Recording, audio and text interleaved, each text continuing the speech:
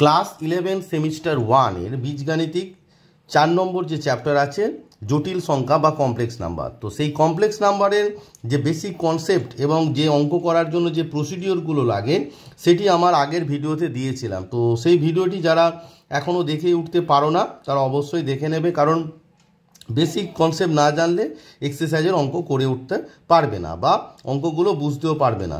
এই ভিডিওতে আমি তোমাদের ছায়া প্রকাশনী অর্থাৎ এসএনদের যে 2025-এর নিউ এডিশন বই বেরিয়েছে সেই বইয়ের পেজ নাম্বার 344, দেখো পেজ নাম্বার 344-এর যে এক্সারসাইজ আছে তার লেভেল 1-এর যে অঙ্কগুলো আছে সেগুলো তোমাদেরকে করে দেখাবো। 1 নম্বরের যে অঙ্কটা আছে সেটা বলেছে জেড বার সমান -3 + 5y হয়, তবে জেড সমান কত। তো চলো তাহলে ক্যালকুলেট করে দেখিয়ে দিই। তো তোমাদের যে অঙ্কটি দিয়েছে জেড বার সমান -3 + 5y। এবার দেখো আমরা কি জানি, আমরা জানি যে জেড বারের বার ইকুয়ালস টু হচ্ছে তোমার কি হয়, জেড বারের বার ইকুয়ালস টু হচ্ছে জেড। তা তোমাদের প্রশ্নে জেড বের করতে দিয়েছে, দেওয়ার পর জেড ইকুয়ালস টু আমরা কি পাচ্ছি না জেড বারের বার, তাহলে জেড বার যেটা আছে তার বার, তার মানে হচ্ছে তোমার -3 + 5y তার হোল বার। এবার আমরা জানি মানে হচ্ছে -3 + 5y যেটি আছে তার হচ্ছে তোমার কনজুগেট বা অনুবন্ধী জটিল রাশি। এবার অনুবন্ধী জটিল রাশি বেসিক কনসেপ্টটা আমি বলেছিলাম যে আয়ের যে মানে সাইন থাকবে, যে চিহ্ন থাকবে, এখানে কি আছে প্লাস আছে, সেটা পরিবর্তন হবে, অর্থাৎ প্লাস থাকলে মাইনাস, মাইনাস থাকলে প্লাস। তো এখানে প্লাস আছে, তাহলে বাস্তব পার্টটা একই থাকবে, কিন্তু যেটা ইমাজিনারি পার্ট বা কাল্পনিক অংশ যেটা আছে তার চিহ্ন পরিবর্তন, অর্থাৎ +5y আছে এটা হয়ে যাবে -5y। তাহলে জেড সমান আমার কি বের হলো -3 - 5y। তো তোমরা দেখো 1 নম্বর যে অঙ্কটা আছে তার অপশান এ হচ্ছে -3 - 5y is the right answer. Next 2 নম্বরে বলছি জেড ইকুয়ালস টু -2 -√5 হয়, তাহলে জেড বার কত, অর্থাৎ জেড ইকুয়ালস টু একটা কমপ্লেক্স নাম্বার দিয়েছে, তার কনজুগেট বা অনুবন্ধী জটিল সংখ্যা তোমার বের করতে দিয়েছে। চলো ক্যালকুলেট করে দেখা যাক। তো দেখো তাহলে 2 নম্বরের যে অঙ্কটি তোমাদের দিয়েছে, তো এটা কি আগে কমপ্লেক্স নাম্বার আকার লেখো, তাহলে -2 মাইনাস এই যে রুটের মধ্যে মাইনাস আছে ওইটার জন্য i√5 হয়ে যাবে, রুটের মাইনাসটার, কারণ আমরা জানি i মানে √1। তো এটা হয়ে গেল। এবার তোমাকে বলেছে জেড বার মানে এর কনজুগেট বের করতে বলেছে। এবার আমরা জেড বার মানে কি জানি, জেড বার মানে জানি যেটা ইমাজিনারি পার্ট তার চিহ্ন পরিবর্তন হবে, তাহলে রিয়েল পার্টটা একই থাকবে, তাহলে রিয়েল পার্ট -2, ইমাজিনারি যে পার্ট আছে সেটা আছে -i√5, তাহলে সেটা হয়ে যাবে কত +i√5। তাহলে রাইট আনসার ইজ -2 + i√5। তাহলে এটাকে আবার লেখা যায় কি -2 প্লাস এই আইটা ভিতরে ঢুকলে আবার এটা কি হয়ে যাবে √5 হয়ে যাবে, তাহলে -2 √5। তাহলে আমাদের 2 নম্বর যে প্রশ্ন আছে তার right answer is option A -2 + √5। 3 নম্বরে বলেছে যে কোনটি সঠিক, 2 + 3i is greater than 1 + 4i, 2 + 3i is greater than 6 + 2i, আর 5 + 9i is greater than 5 + 6i, বা এদের কোনোটি নয়। তো এই প্রশ্নটি সলভ করতে গেলে আগে তোমাদের যেটা জানতে হবে সেটা হচ্ছে কোনো জটিল রাশির যদি কাল্পনিক অংশ অশূন্য এবং অসমান হয় তাহলে সেই দুটো জটিল রাশির মধ্যে তুলনা হয় না, অর্থাৎ কে বড় কে ছোট সেটি করা যায় না। তাই 3 নম্বরের যে আনসার সেটি হবে এদের কোনোটিই নয়। কারণ তোমাদের লিখে দিই যে নিয়মটা যেটা আছে 3 নম্বরের যে সূত্রটা সেটি হচ্ছে যে দুটি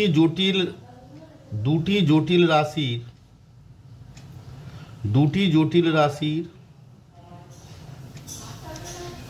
কাল্পনিক অংশ যেটা থাকবে আর কি, কাল্পনিক অংশ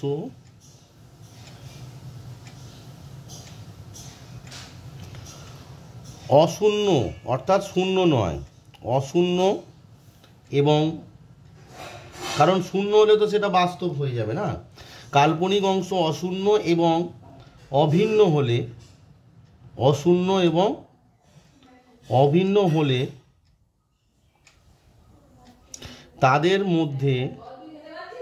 তাদের মধ্যে মানে একমাত্র, অভিন্ন নয় ভিন্ন হলে, একটু ভুল লেখা হয়ে গেছে, অশূন্য এবং ভিন্ন হলে তাদের মধ্যে তুলনা করা সম্ভব নয়, তাদের মধ্যে তুলনা করা সম্ভব নয়। তাদের মধ্যে তুলনা করা সম্ভব নয়। দুটি জটিল রাশি কাল্পনিক অংশ অশূন্য এবং ভিন্ন হলে, একটু ভুল লিখেছিলাম অভিন্ন, এটা ভিন্ন হবে, মানে আলাদা অ্যাকচুয়ালি, ভিন্ন হলে তাদের মধ্যে তুলনা করা সম্ভব নয়। যেমন ধরো তোমাদের বলেছে 2 + 3i, 2 + 3i আর 1 + 4i। তো এদের কাল্পনিক অংশ কি আছে? 3i আর 4i, মানে 3 আর 4, 3 ইজ নট ইকুয়ালস টু 4। তার মানে কি, তারা 3 আর 4 কি হয়ে গেল? দেখো আমি যেটা লিখলাম ভিন্ন হয়ে গেল, তাহলে এদেরকে তুলনা করা যাবে না। অর্থাৎ এখানে greater than or less than চিহ্ন করা যাবে না। গ্রেটার দ্যান লেস দ্যান তখনই করা যাবে যদি কাল্পনিক অংশ অভিন্ন হয়, অর্থাৎ সমান হয়।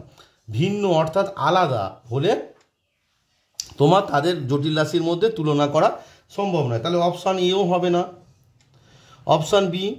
অপশান বি তোমাকে বলেছে 3 + 3i আর তোমার বলেছে 6 + 2i।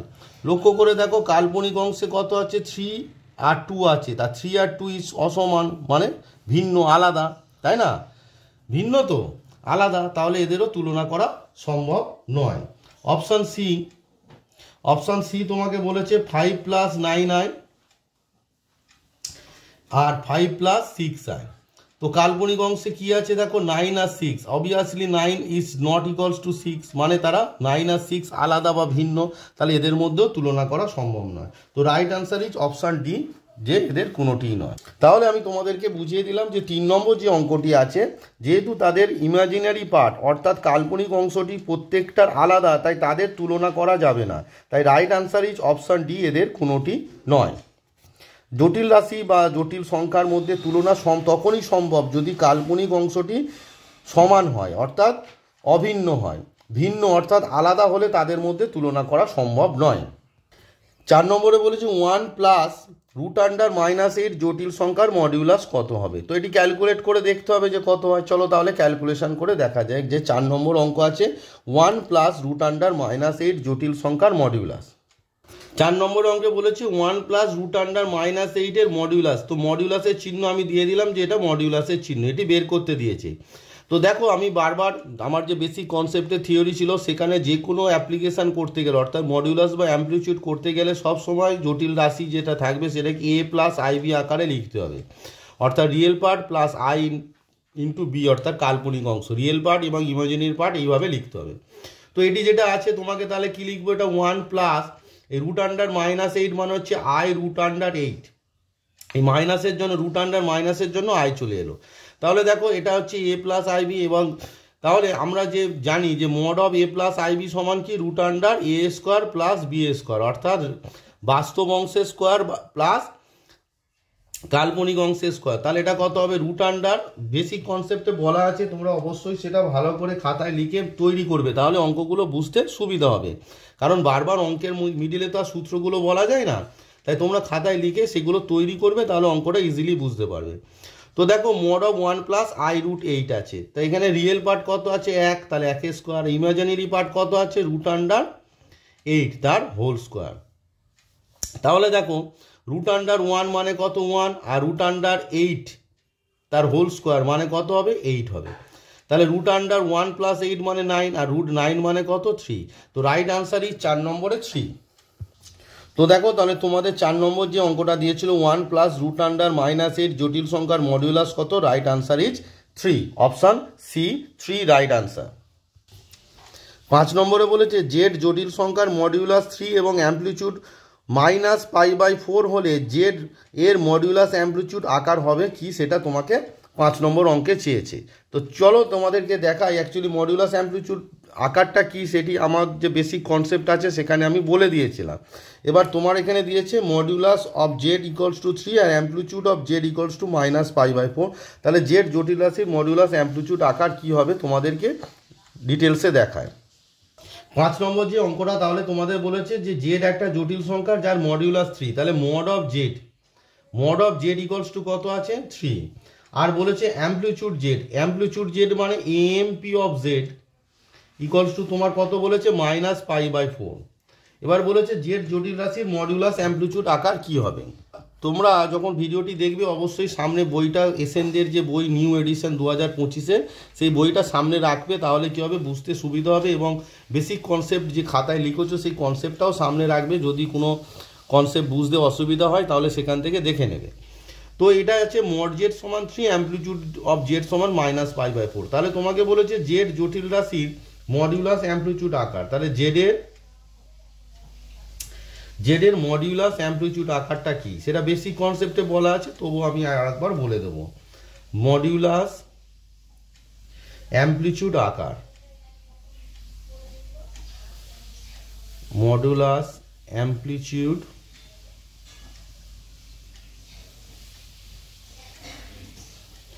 জেড জটিল রাশির মডুলাস অ্যাম্পলিটিউড আকার ইকুয়ালস টু হচ্ছে কি আর ব্র্যাকেটের মধ্যে cos theta plus i sine theta, যেখানে হচ্ছে r equals to modulus of z আর থিটা ইকুয়ালস টু কি অ্যাম্পলিটিউড অফ জেড। তো এখানে যেহেতু মডিউলাস এবং অ্যাম্পলিটিউড দুটোই বলা আছে, তাই এটা বের করতে হবে না, শুধু মানগুলো বসিয়ে দাও। তাহলে আর এর জায়গায় মডিউলাস অফ জেড কত বসবে? 3 বসবে।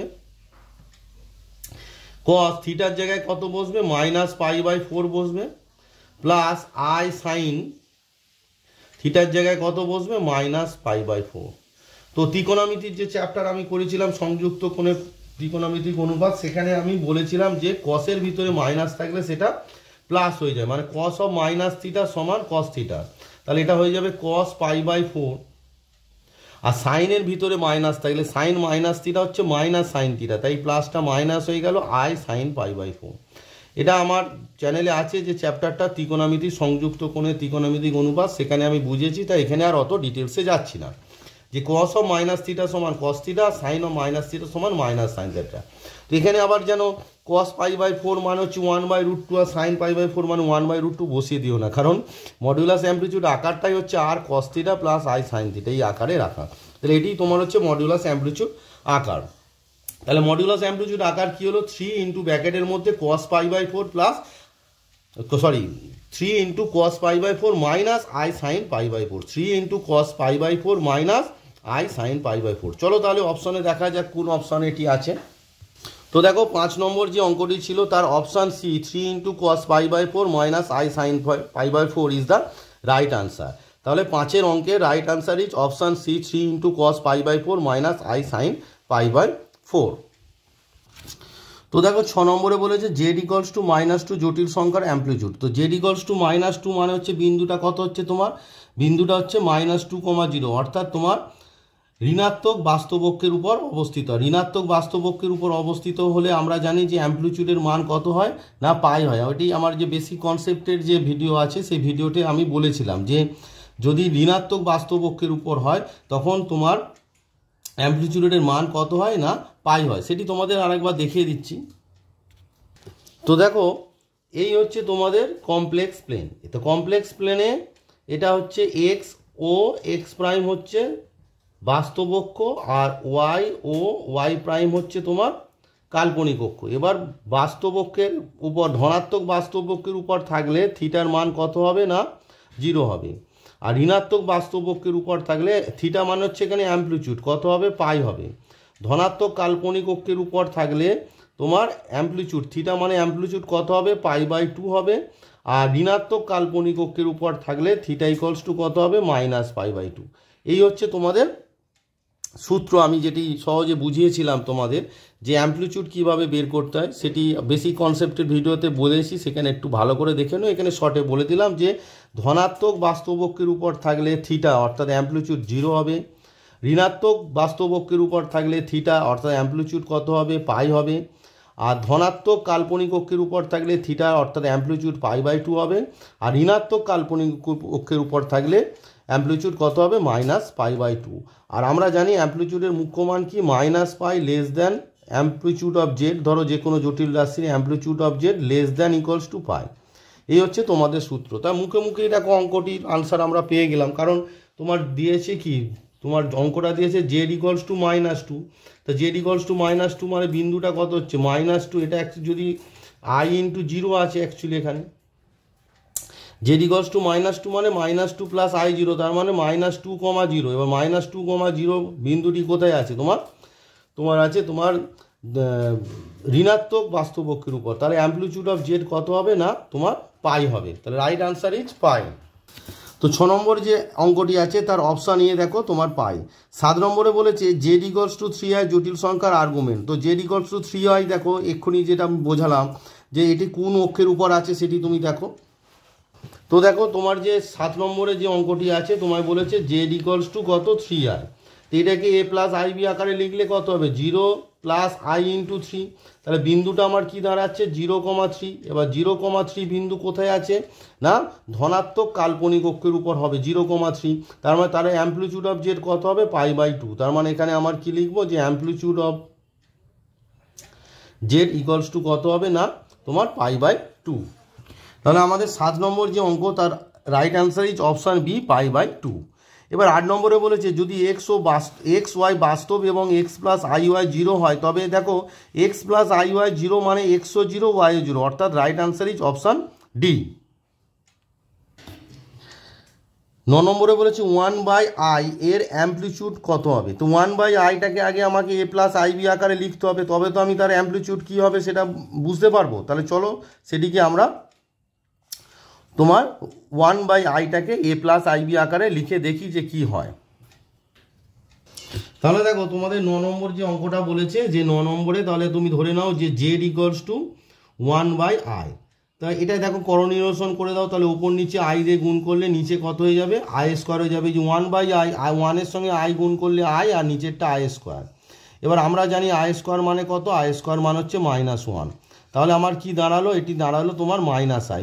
-iটাকে এ প্লাস আই বি লিখলে কী হয় 0 প্লাস আই ইন্টু -1, অর্থাৎ বিন্দুটা আমার কি দাঁড়াচ্ছে বিন্দুটা তার মানে জেড যে বিন্দুটা কি হলো না 0,-1। তো 0,-1 বিন্দুটি কি আমার কোথায় থাকে বলো, আমার যে 0,-1 হচ্ছে তোমার কাল্পনিক মানে ঋণাত্মক কাল্পনিক অক্ষের উপর অবস্থিত। এটাও এক্স, এটা ওয়াই প্রাইম, এটা যদি 0 দিই মানে এই অক্ষের উপর অবস্থিত। তো এই অক্ষের উপর আমরা জানি থিটা ইকুয়ালস টু কি -π/2, একটু আগেই আমি বুঝিয়েছিলাম। তাহলে তোমার 9 নম্বর অঙ্কের অ্যাম্পলিটিউড অফ জেড কত হবে, 9 নম্বর অঙ্কের amplitude of Z equals two কত হবে -π/2। তাহলে 9 নম্বর অঙ্কের সলিউশন হয়ে গেল। তাহলে 9 নম্বর যে অঙ্কটি ছিল 1/i এর amplitude right answer is option c -π/2। তাহলে 9-এর অপশান দেখো -π/2 অপশান সিতে আছে, তার right answer is option c -π/2। এবার আসি 10 নম্বর অঙ্ক, বলছে যে কোনো দুটি জটিল সংখ্যা z1 z2-র জন্য নিচের কোনটি সঠিক। দেখো mod of z1 plus z2 is less than equals to mod of z1 plus mod of z2, তাহলে ইট ইজ রং। আমার বেসিক কনসেপ্টে বলা আছে দেখবে argument of z1 dot z2 সমান argument of z1 plus argument of z2 plus হয়, এবং সেখানে 0 অথবা +2π অথবা -2π হয়, that's depend on argument of z1 plus argument of z2-র মানটা কোন রেঞ্জের মধ্যে আছে। এটি বেসিক কনসেপ্টে বলা আছে। অবভিয়াসলি আর্গুমেন্ট গুণ থাকলে যোগ হয় আর ভাগ থাকলে বিয়োগ হয়, তো b is wrong answer. C এরটে mod of z1 plus z2 equals to mod of z1 plus mod of z2 না, less than equals to mod of z1 plus mod of z2। Option d mod of z1 into z2 সমান mod of z1 into mod of z2, this is the right answer option d. এটা basic কনসেপ্টে আছে, তাই এটি নিয়ে আর তোমাদের সঙ্গে বেশি আলোচনা করলাম না। তো রাইট অ্যান্সার 10-এর হবে কত option d mod of z1 dot z2 equals to mod of z1 into mod of z2। 11 নম্বরে অঙ্কে বলেছে sin x plus i cos 2x এবং cos x minus i sin 2x একে অপরের অনুবন্ধী হবে যখন x এর মান n পাই, x এর মান n প্লাস হাফ ব্র্যাকেট দিয়ে π/2 x ইকুয়ালস টু 0 আর x এর কোনো মানই নেই। তো যেখানে হচ্ছে তোমার বলেছে n বিলংস টু z, nটা কোথায় আছে z এর মধ্যে আছে। তো দেখো এখানে বলেছে sin x plus i cos 2x এবং cos x minus i sin 2x একে অপরের অনুবন্ধী। একে অপরের অনুবন্ধী মানে হচ্ছে যে ধরো দ্বিতীয়টার অনুবন্ধী হচ্ছে প্রথমটা, তাহলে আমরা কি একে অপরের অনুবন্ধী মানে হচ্ছে এরকম কোনো ব্যাপার না, মানে এর অনুবন্ধী প্রথমটার অনুবন্ধী এ আবার দ্বিতীয়টার অনুবন্ধী প্রথমটা। তা আমি যদি লিখি যেহেতু দ্বিতীয়টা মাইনাস আছে যে i sin 2x দ্বিতীয়টার অনুবন্ধী মানে হচ্ছে কনজুগেট মাথায় বার দিলাম সমান হচ্ছে প্রথমটা sin x plus i sine x plus I cos 2x। এবার দেখো এই প্রথমটার অনুবন্ধী মানে কি হবে না কস এক্স মাইনাসটা প্লাস হয়ে যাবে I sine 2x equals two তোমার কি দাঁড়ালো না sine x plus I cos 2x দাঁড়ালো। তো এবার দুটো কমপ্লেক্স নাম্বার কখন সমান হবে, যদি তাদের রিয়েল পার্ট সমান হয়, অর্থাৎ রিয়েল পার্ট কস এক্স আর সাইন এক্স সমান হয়। দেয়ারপর আমরা কি পেলাম cos x equals to sine x, এবং ইমাজিনারি পার্টও সমান হবে, অর্থাৎ সাইন 2x ইকুয়ালস টু কস 2x। তাহলে কত হচ্ছে সাইন 2x ইকুয়ালস টু কস 2x। এবার দেখো এখান থেকে কসটাকে যদি সাইনে নিয়ে নিচে চলে যাও তাহলে কত হচ্ছে sine X by cos X হচ্ছে। তাহলে sine X by cos X সমান কত 1, এবং এখানে যদি কস 2xটাকে সাইন 2x এর নিচে নিয়ে আসো তাহলে sign 2x by cos 2x সমান কত হবে 1 হবে। দেওয়ার আমরা কত পাচ্ছি ট্যান এক্স সমান কত 1 সমান কত ট্যান পাই বাই 4, এবং ট্যান 2x সমান কত পাচ্ছি 1 মানে কত ট্যান পাই বাই 4 পাচ্ছি। এবারে একটা জানার বিষয় আছে, তোমাদের ত্রিকোণমিতির একটা চ্যাপ্টার আছে ত্রিকোণমিতিক অপেক্ষকের সমীকরণ সমূহের সাধারণ সমাধান বলে যে চ্যাপ্টারটা আছে, যেটা তোমার পেজ নাম্বার দেখো পেজ নাম্বার 203, পেজ নাম্বার 203-এ তোমরা পেয়ে যাবে, পেজ নাম্বার 203 বা পেয়ে যাবে আর কি ত্রিকোণমিতিক অপেক্ষক সমূহ সাধারণ সমাধান। তো সেখানে সংক্ষিপ্ত সারটের এই চ্যাপ্টারটা আমি পরে করাবো, এখন যা সূত্রটা কোথায় আছে সেটি তোমাদেরকে দেখিয়ে দিই। সেটি দেখো পেজ নাম্বার দেখো 202-এর যে সংক্ষিপ্ত সার আছে সেখানে তোমার সূত্রটা আছে। দেখো সূত্রটা ট্যানের আছে, ট্যান থিটা 0 হলে থিটা হবে এন পাই, ট্যান থিটা সমান ট্যান আলফা, যেখানে আলফার মান minus pi by 2 less than alpha less than pi by 2 হলে থিটা সমান হবে এন পাই প্লাস আলফা, আর ট্যান স্কোয়ার থিটা সমান ট্যান স্কোয়ার আলফা হলে থিটা হবে N pi plus minus alpha, যেখানে এন হচ্ছে একটি পূর্ণ সংখ্যা অর্থাৎ integer, 0 plus minus 1 plus minus 2 এই ধরনের ব্যাপার আছে। তো এখানে তোমার যেটা এসেছে কি না ট্যান এক্স সমান ট্যান পাই বাই 4 অর্থাৎ ট্যান থিটা সমান ট্যান আলফা, তাহলে থিটা সমান কত হবে এন পাই প্লাস আলফা। এখানে তোমার যে অঙ্কটা আছে সেখানে আলফার মান কত, সেখানে আলফার মান হচ্ছে তোমার pi by 4 which is minus pi by 2 থেকে পাই বাই 2 এর মধ্যে পড়ছে। তাহলে তোমার এখানে দেখো অঙ্কটা যদি সলভ করি এই সূত্রটা ইউজ করে 2 নম্বর সূত্রটা তোমরা একটু নোট ডাউন করে নাও, যে ট্যান থিটা সমান ট্যান আলফা হলে থিটা হবে কত এন পাই প্লাস আলফা। এটা তোমাদের 202 নম্বর পেজে সংক্ষিপ্ত সারে দেওয়া আছে, এটি তোমাদের সিলেবাসে আছে। তো ত্রিকোণমিতির ওই চ্যাপ্টারটা যখন করাবো অবশ্যই সেটা বোঝাবো। এখন আপাতত তোমরা সূত্রটা জেনে রাখো যে ট্যান থিটা সমান ট্যান আলফা হলে যেখানে আলফার মান মাইনাস পাই বাই 2 থেকে পাই বাই 2-র মধ্যে থাকে তখন থিটা হবে এন পাই প্লাস আলফা। তো দেখো তোমাদের একটু আগে যে সূত্রটা লেখালাম কি দেখালাম যে ট্যান থিটা সমান যদি ট্যান আলফা হয় তাহলে থিটা সমান কত হবে এন পাই প্লাস আলফা, এইটা হচ্ছে তোমাদের সূত্র। যেখানে এনটা কি এন হচ্ছে পূর্ণ সংখ্যা অর্থাৎ N belongs to Z, Z মানে হচ্ছে পূর্ণ সংখ্যা। তাহলে এই সূত্রটা যদি আমরা অ্যাপ্লাই করি দেখো ট্যান এক্স সমান ট্যান পাই বাই 4, এখানে আলফা মানে কত পাই বাই 4, তাহলে এক্স সমান কত হবে N pi plus pi by 4 হচ্ছে, এবং এখানে কি আসছে ট্যান 2x সমান ট্যান পাই বাই 4, মানে এই যে থিটার জায়গায় কত আছে 2x, তার মানে 2x equals to N pi plus pi by 4 হচ্ছে। তাহলে এখানে x সমান কত হবে, x সমান দেখো 2 দিয়ে যদি ভাগ করে দাও তাহলে N pi by 2 plus pi by 8 হচ্ছে। লক্ষ্য করে দেখো যেখানে এনটা কি এন বিলংস টু জেড অর্থাৎ পূর্ণ সংখ্যার সেট। এবার লক্ষ্য করে দেখো এক্স ইকুয়ালস টু এন একবার হচ্ছে এন পাই বাই 4, আবার X equals to N pi by 2 plus pi by 8, তাহলে এরা দুজন তো অসমান হয়ে যাচ্ছে, দুটো ভ্যালু। এবার দেখো কোনো সমাধান সাধারণ সমাধান তা এক্সের মান দুটো ভিন্ন হতে পারে না, তাই এক্ষেত্রে তোমাদের কোনো সমাধানই থাকবে না, অর্থাৎ তোমাদের এক্সের কোনো মানই নেই, যার জন্য এই দুটো কমপ্লেক্স নাম্বার অর্থাৎ sine x plus I cos 2x এবং cos x minus i sine 2x একে অপরের অনুবন্ধী হবে। আমি আশা করি বোঝাতে পারলাম। দেখো এক্সের দুটো ভিন্ন মান বেরিয়েছে, এক্স সমান একবার হচ্ছে N pi plus pi by 4, আবার এক্স সমান একবার বেরোচ্ছে N pi by 2 plus pi by 8। এখানে মধ্যিখানে এবং আছে, মানে দুটো একসঙ্গে স্যাটিসফাই করতে হবে, দুটো একসঙ্গে মানে দুটো মানকে সমান হতে হবে, বাট এখানে আমার দুটো মান সমান হলো না, তাই আমাদের রাইট আনসার ইজ কি যে এক্সের কোনো অ্যাকচুয়ালি মানই নেই।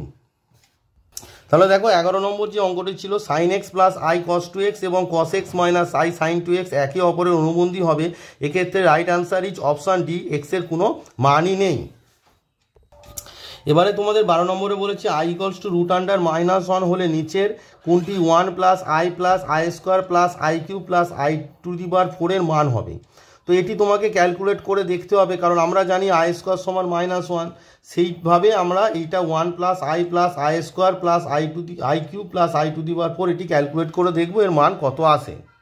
তো দেখো 12 নম্বরে তোমায় বলেছি 1 plus i square plus i cube plus i to the power 4। এবার আমরা জানি কি, আমরা যে সূত্রটি জানি সেটা হচ্ছে আই স্কোয়ার সমান হচ্ছে -1, আই স্কোয়ার সমান -1, এই যে সূত্রটা আমরা জানি।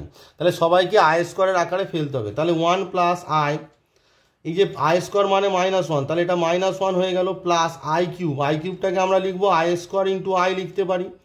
দেখো 2 আর আয়ের মাথায় 1 আছে, 2 আর 1 3, আই টু দি পাওয়ার 4 এটাকে আমরা কি লিখতে পারি আই স্কোয়ার তার হোল স্কোয়ার। যেহেতু এটা আয়ের স্কোয়ার সমান -1, যে কোনো আই রিলেটেড অঙ্ক থাকলে তার সূচক যাই থাক না কেন তাকে আই স্কোয়ারে নিয়ে আসতে হবে। তাহলে আমার কি দাঁড়ালো 1 প্লাস আই -1, এবার আই স্কোয়ার মানে -1, তাহলে -1 ইন্টু আই মানে হচ্ছে আই। এবার দেখো আই স্কোয়ার মানে কত -1 তার whole square, which is equals to আমার কি দাঁড়াচ্ছে দেখো এখানে 1 আর এই 1 কেটে গেল, এই প্লাস আই মাইনাস আই কেটে গেল, তাহলে পড়ে আছে -1 তার হোল স্কোয়ার মানে কত 1। তো রাইট আনসার ইজ 12 নম্বরের রাইট আনসার ইজ 1। তাহলে দেখো 12 নম্বর যে অঙ্কটি আছে তার right answer is option B 1। দেখতে পাচ্ছ যে 12 নম্বরের অঙ্কে অপশান বিতে 1 আছে, তাই রাইট আনসার ইজ 12 নম্বরের অপশান বি 1। এরপরে আসি 13 নম্বর অঙ্কে, দেখাও যে a plus i b c plus i d একটি বিশুদ্ধ বাস্তব সংখ্যা, তাহলে নিচের কোন শর্তটি হবে, মানে দেওয়া আছে a plus i b plus c plus i d একটি বিশুদ্ধ বাস্তব সংখ্যা। বিশুদ্ধ বাস্তব সংখ্যা মানে হচ্ছে এর কাল্পনিক অংশটা শূন্য হবে। বিশুদ্ধ বাস্তব কখন হবে, যদি কাল্পনিক অংশ শূন্য হয়। তাহলে আমাকে a plus i b into c plus i d, একে বাস্তব অংশ এবং কাল্পনিক অংশ অর্থাৎ রিয়েল পার্ট এবং ইমাজিনারি পার্টে ভাঙতে হবে, সেখান থেকে আমায় দেখাতে হবে যে ইমাজিনারি পার্টটা শূন্য হবে, সেটাই হবে এই শর্ত। তাহলে এটা আমাকে ক্যালকুলেট করে দেখতে হবে যে a plus IB R C plus আইডিকে A plus IB আকারে লিখলে কি হয়। তাহলে দেখো 13 নম্বর যে অঙ্কটা আছে a plus IB R C plus ID, তাহলে এটা গুণ করো। প্রথমে এ দিয়ে সি প্লাস আইডিকে গুণ করলে কত হচ্ছে এসি প্লাস আই এডি হচ্ছে। এবার আইবি দিয়ে সি প্লাস আইডিকে গুণ, আইবি ইন্টু সি মানে কত আইবিসি। এবার দেখো প্লাস আইবি ইন্টু আইডি গুণ করলে আই গুণ করলে আই স্কোয়ার, আর বিডি গুণ করলে হচ্ছে বিডি বসে যাবে, বিডি গুণ করলে বিডি বসে গেল, সমান আমার কি আসছে দেখো এই এসি আর আই স্কোয়ার মানে কত -1, তাহলে রিয়েল পার্ট আমার কত হচ্ছে এসি মাইনাস বিডি। বুঝতে পারলে এই যে আই স্কোয়ার মানে কত -1, তো তার মানে তার সঙ্গে আই নেই, তাহলে এসির সঙ্গে আই নেই এরম সংখ্যা কত -বিডি। আর এই দুটো থেকে আই যদি আমরা কমন নিই, তাহলে আমার আই কমন নিলে তোমার আই যদি কমন নিই আমার কি আসছে এডি আর বিসি। আমি কি করব, যেহেতু বিসিটা আগে হয় তাই বিসি প্লাস এডি লিখব। এই দুটো থেকে আই কমন নিলাম, বিসিটাকে আগে লিখলাম প্লাস এডি। এবার বলেছে এই যে সংখ্যাটা জটিল সংখ্যা যেটা পেলাম সেটা কাল্পনিক সংখ্যা বা জটিল সংখ্যা, সেটি বলেছে বিশুদ্ধ বাস্তব। এটি কি বলেছে, এই যেটা পেলাম এটা বলেছে বিশুদ্ধ বাস্তব, বিশুদ্ধ বাস্তব। তা বিশুদ্ধ বাস্তব কখন হবে এটি, যদি এর কাল্পনিক অংশ শূন্য হয়। দেয়ারপর আমরা কি পেলাম, দেয়ারপর আমরা পেলাম BC plus eddy equals to 0। এটি হচ্ছে তোমার নির্ণয় শর্ত। তাহলে নির্ণয় শর্তটা কি না, BC plus eddy equals to 0, এটি হচ্ছে তোমার নির্ণয় শর্ত। তাহলে দেখো 13 নম্বর যে অঙ্কটা তার হচ্ছে right answer is option D, BC plus eddy equals to 0। বোঝা গেল 13 নম্বরে যে অঙ্কটি তোমাদের দেওয়া ছিল, সেই 13 নম্বর যে অঙ্কটি আছে সেই 13 নম্বর অঙ্কের তোমার রাইট আনসার ইজ কি দাঁড়ালো, 13 নম্বর দেখো অঙ্কের right answer is option D, BC plus eddy equals to 0। 14 নম্বর ওই একই টাইপের অঙ্ক দেওয়া আছে, যে দেওয়া আছে a plus i b into x minus I y একটি কাল্পনিক সংখ্যা হয়, তাহলে নিচের কোন শর্তটি মানে সত্য হবে। দেখো কাল্পনিক সংখ্যা মানে কি হবে, এর রিয়েল পার্ট অর্থাৎ বাস্তব অংশটি শূন্য হবে, তাই এটাকে গুণ করতে হবে, গুণ করে বাস্তব অংশ আর কাল্পনিক অংশ আলাদা করতে হবে, করে সেখানে কি হবে বাস্তব অংশ শূন্য করে হবে রাইট আনসার। চলো তাহলে এটি তোমাদেরকে করে দেখায়। তো দেখো 14 নম্বর যে অঙ্কটি আছে a plus i b into x minus I y. তো এ দিয়ে প্রথমে এক্স মাইনাস আই ওয়াইকে গুণ করলে এ ইন্টু এক্স কত হবে, এ এক্স হবে, A into minus I Y কত হবে, মাইনাস আই এ ওয়াই হবে, মাইনাস আই এ ওয়াই হবে, তাই তো, মাইনাস আই এ ওয়াই হবে। আই বি ইন্টু এক্স কত হবে, প্লাস আই বি এক্স হবে। আর প্লাস মাইনাসে I B into minus I Y করলে কত হবে, মাইনাস আই আই গুণ করলে হবে আই স্কোয়ার, আর বি ওয়াই মানে হচ্ছে বি ওয়াই পাশে বসে যাবে। তাহলে আমার কি দাঁড়াচ্ছে, রিয়েল পার্ট হচ্ছে এ এক্স আসছে। এবার দেখো এখানে আই স্কোয়ার মানে কত, -1, আর আগে একটা মাইনাস আছে, তাহলে মাইনাসে মাইনাসে প্লাস হয়ে যাবে।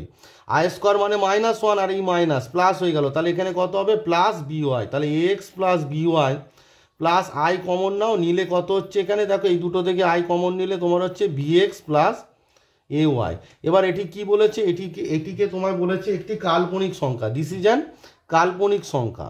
তার মানে এর রিয়েল পার্টটা কী হবে, এটি যদি কাল্পনিক সংখ্যা হতে হয়, এটিকে তোমাকে বলেছে কাল্পনিক সংখ্যা, কাল্পনিক সংখ্যা যদি হয় তাহলে এর রিয়েল পার্টটা কী হবে, রিয়েল পার্টটা 0 হবে। তাহলে শর্তটা কী হলো আমার, দেওয়ার পর আমরা কী পেলাম, এক্স প্লাস বি ওয়াই সমান হচ্ছে 0। এটাই হচ্ছে তোমাদের শর্ত, কি X plus B Y equals to 0, এটি হলো তোমাদের নির্ণয় শর্ত। তাহলে নির্ণয় শর্ত কি দাঁড়ালো, X plus B Y equals to 0। তাহলে দেখো 14 নম্বর যে অঙ্কটি তোমাদের ছিল যে a plus I B x minus I y একটি কাল্পনিক সংখ্যা, তাহলে নিচের কোন শর্তটি সত্য হলো, অপশান এ, অর্থাৎ X plus B Y equals to 0, option A is the right answer. তাহলে 14 নম্বর অঙ্ক হয়ে গেল কি না, option A X plus B Y equals to 0 is the right answer. এবার আসি 15 নম্বর অঙ্ক। 15 নম্বরে বলেছে নিচের কোনটি জেড ইকুয়ালস টু 1 জটিল সংখ্যার অ্যাম্পলিটিউড। দেখো জেড ইকুয়ালস টু 1, তো জেড ইকুয়ালস টু 1 মানে কি 1,0, অর্থাৎ এটি কি আছে বলো, জেড ইকুয়ালস টু 1। চলো একটু লিখে তোমাদের দেখায়। তো দেখো এখানে আমি এর আগের মানে ভিডিওর মিডিলে আমি এই ছকটা দেখিয়েছিলাম। তোমার যে অঙ্কটা আছে তোমার 15 নম্বরে বলেছে, 15 নম্বর যে অঙ্কটা বলেছে জেড ইকুয়ালস টু 1, তো জেড ইকুয়ালস টু 1 মানে কি, এটাকে এ প্লাস আই বি যদি লিখি তাহলে আই ইন্টু 0 হয়ে গেল। তার মানে বিন্দুটা কত দাঁড়ালো 1,0। এবার 1,0 যে বিন্দুটা আমরা পেলাম, 1,0 বিন্দুটা কি ধনাত্মক বাস্তবকের উপর অবস্থিত, অর্থাৎ ধনাত্মক বাস্তবক মানে এই যে ও এক্স এর উপর অবস্থিত। আর ধনাত্মক বাস্তবকের উপর থাকলে থিটার মান কত হয় 0, থিটা মানে হচ্ছে অ্যাম্পলিটিউড অফ জেড কত হবে 0। তারপরে right answer is amplitude of Z, তোমার হবে amplitude of Z equals two এই যে অঙ্কটা আছে এটা কত হবে তোমার 0 হবে। তো দেখো 15 নম্বর যে অঙ্ক, নিচের কোনটি জেড ইকুয়ালস টু 1 জটিল সংখ্যার অ্যাম্পলিটিউড, তাহলে right answer is option A. Option A কি আছে না 0 আছে। এবার আসি এই ভিডিওর লাস্ট অঙ্ক, তোমাদের এই ভিডিওতে আমি 16 পর্যন্ত অঙ্ক করে দেখাবো। পরবর্তী ভিডিওতে 16 পরবর্তী যে অঙ্কগুলো আছে সেগুলো আমি তোমাদেরকে করে দেখাবো। আর পারলে তোমরা পরবর্তী অঙ্কগুলো নিজে নিজে, আমি তো শেখালাম অনেকটাই কিভাবে করতে হয়, তো নিজে নিজে চেষ্টা করো। চেষ্টা করলে কি হবে তোমরা, এবং কমেন্ট বক্সে কমেন্ট করে লিখবে যে স্যার চেষ্টা করেছিলাম এই অঙ্কটা হচ্ছে না, তাহলে আমারও তোমাদের শেখাতে সুবিধা হয়। কারণ সব অঙ্ক করে দিলে তোমরা শিখতে পারবে না, অঙ্ক তো শিখতে হবে। অঙ্ক সব করে দিলাম, আমি করে দিলাম, তুমি প্র্যাকটিস করলে পরীক্ষার খাতায়, দেখো এই অঙ্কগুলি পরীক্ষায় পড়বে না। এই অঙ্কগুলোর যে নিয়ম বা প্রসিডিওর ফলো করে করা হচ্ছে সেই প্রসিডিওরের উপর অঙ্ক পড়বে। তাই প্রসিডিওর এবং বেসিক কনসেপ্ট এইগুলোকে ভালো করে তৈরি করো। 16 পর্যন্ত অঙ্ক আমি এই ভিডিওতে করে দিচ্ছি। পরবর্তী অঙ্কগুলো তোমরা অবশ্যই বাড়িতে নিজে চেষ্টা করবে উইদাউট এনি হেল্প, মানে কারো সাহায্য ছাড়া যদি পারো তাহলেই জানবে অঙ্কগুলো তোমরা শিখতে পেরেছো। তো 16 নম্বরে বলেছে নিচের কোনটি 1 minus I divided by √5 minus i√3 জটিল সংখ্যার মডিউলাস হবে।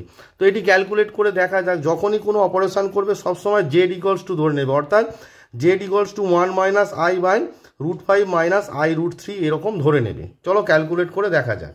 তাহলে দেখো 16 নম্বরে তোমার যেটা অঙ্কটা দেওয়া আছে সেটা আমি ধরে নেব যে জেড ইকুয়ালস টু তোমার 1 minus I by √5 minus i√3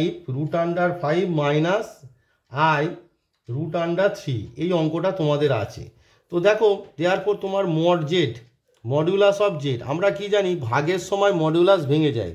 আগে লেখো মডিউলাস অফ জেড মানে 1 minus I by modulus of √5 minus i√3।